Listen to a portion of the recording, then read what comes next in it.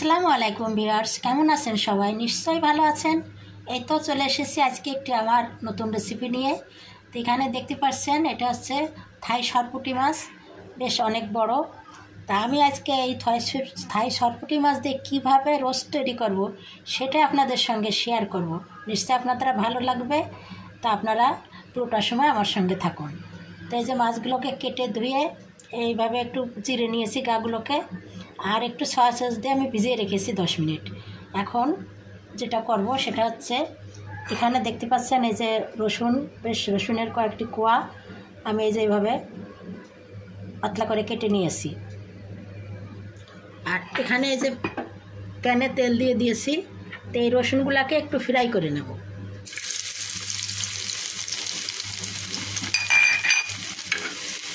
একটু বাদামি করে ভেজে নেব এটাকে।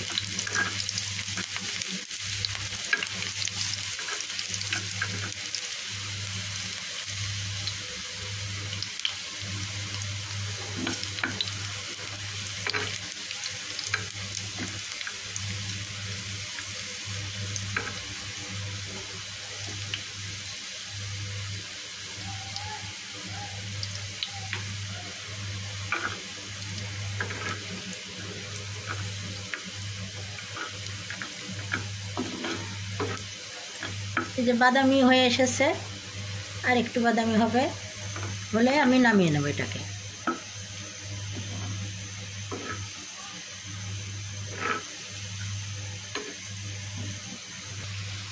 এই যে রসুনগুলো এরকম করে ভেজে আমি এই যে উঠিয়ে নিয়েছি। এখন আমি বেরেস্তা করার জন্য, যেহেতু আমাদের বেরেস্তা লাগবে, তা আমি এই যে পেঁয়াজ কুচি করে ভেজে নিব একটু বাদামি করে, বেরেস্তাটা তৈরি করে নেব।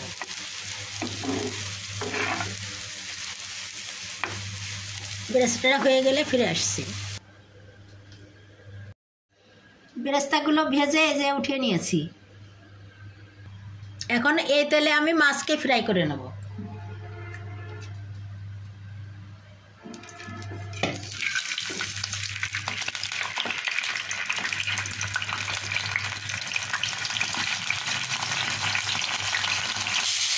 মাছগুলোকে এখন উল্টিয়ে দেবো, এইভাবে ধরে আস্তে করে এরকম করে উল্টিয়ে দিলাম, যাতে মাছটা না ভেঙে যায়। এইভাবে ধরে এইভাবে আস্তে করে উল্টে দিতে হবে।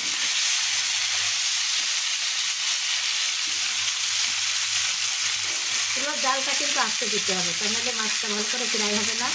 আমি জালটা কমিয়ে দিলাম, এখন আস্তে আস্তে ভেজে নেব।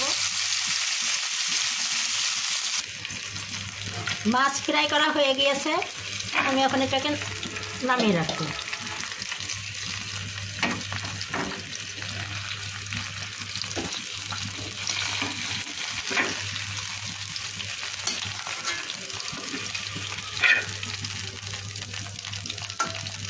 নামিয়ে নিলাম, এখানে আর একটু তেল দিয়ে দেবো।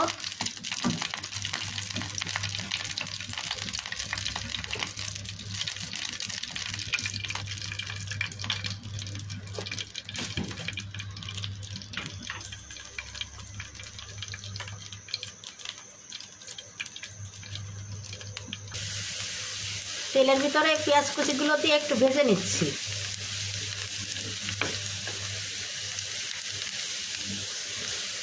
আর এখানে আছে টক দই, পোস্তর, কাজু, কিশমিশ সব একসঙ্গে ব্লেন্ড করে নিয়েছি। বাটা মশলা, আদা, রসুন, ধনে, জিরা সবই আছে এর ভিতরে। এখন এগুলো দিয়ে দিলাম।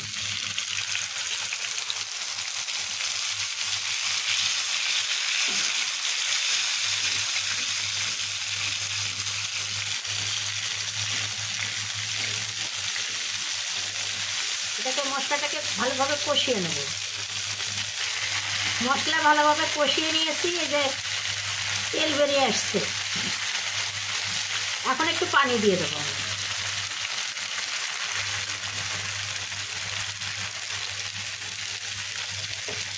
দিয়ে পানিটা ফুটে উঠলে আমি ফ্রাই করা মাছগুলো এর ভিতরে দিয়ে দেবো।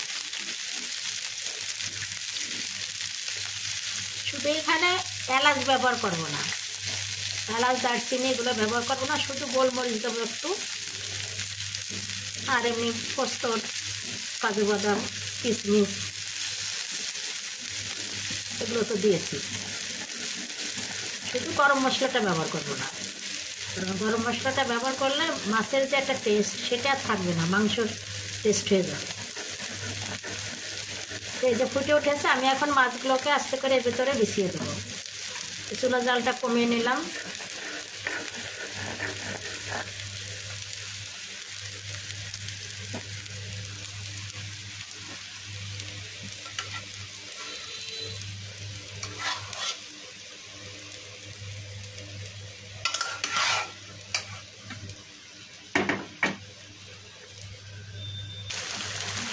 মাছ দিয়ে দিয়েছি, এখন তো একটি কাঁচামরিচ দিয়ে দেবো। ভালোভাবে তেলটা বেরিয়ে আসলেই আমার হয়ে যাবে ফিশ রোস্ট।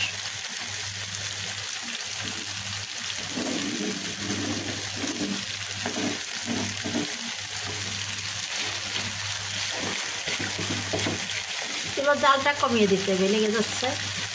দিয়ে তেলটা ভালোভাবে ভেসে উঠলেই হয়ে যাবে।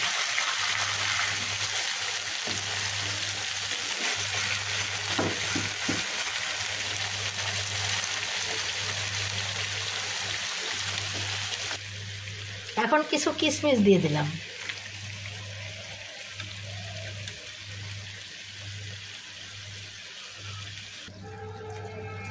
এই তো আমার ফিশের রোস্ট হয়ে গেল। আমি এখন এই যে বেরেস্তা, ভাজা বেরেস্তাগুলোর উপরে দিয়ে দিচ্ছি।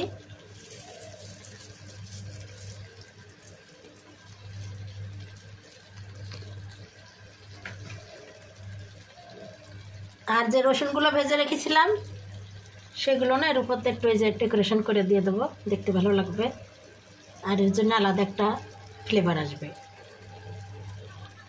তো কেমন লাগলো আজকের আমার এই মাছের রোস্ট? নিশ্চয়ই ভালো লেগেছে।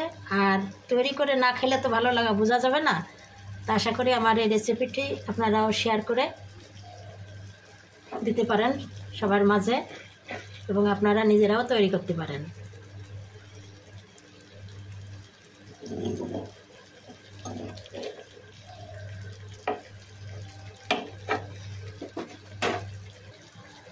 এখন সর্বশেষে আমি একটু গোলমরিচের গুঁড়া এখন একটুর উপর দিয়ে ছিটিয়ে দেবো।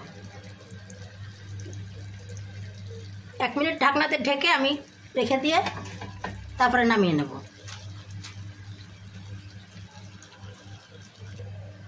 1 মিনিট পর আমি এই যে ফিরে আসছি। আমি একটু এরকম করে একটু ভালোভাবে নেড়ে ছেড়ে দেবো। দেখুন কত সুন্দর হয়ে গেল আমার থাই সরপুঁটি মাছের রোস্ট।